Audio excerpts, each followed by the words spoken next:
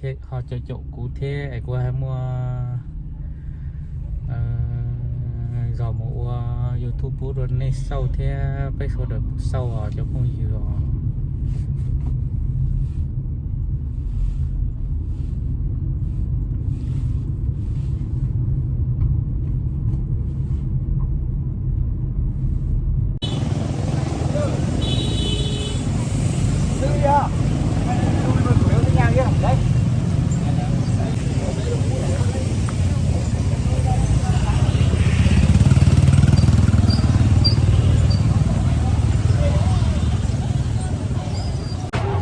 cái này mình đi kiến là nó ấy đấy. Nó là một cái chợ chung rồi thế Thuận ơi, Thuận, nào là chơi món đấy à? một số có Ngày này cái gì chơi này, núi có xây gì cơ? Có, bà có ăn không?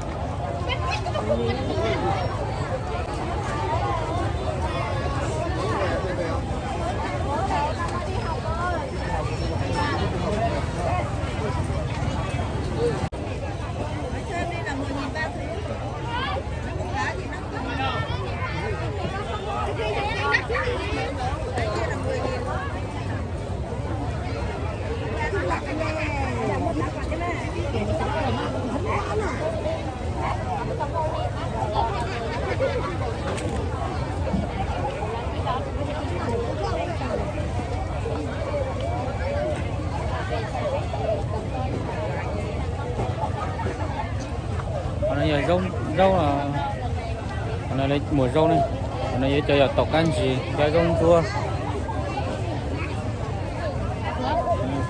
rau mình chỉ tộc lò con tàu già đấy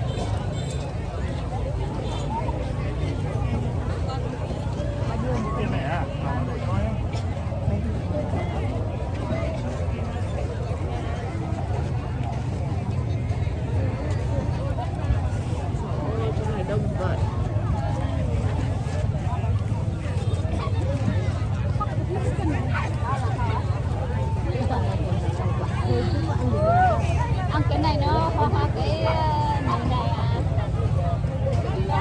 Ăn không nó ngọt thôi.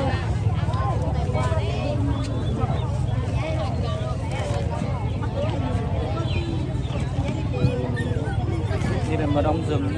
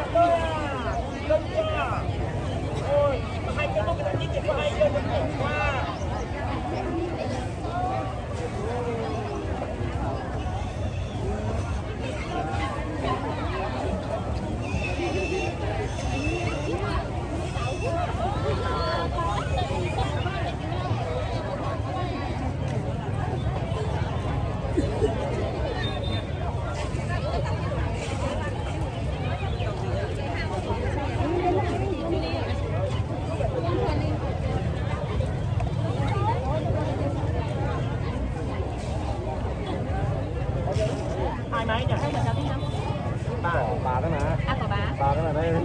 Bà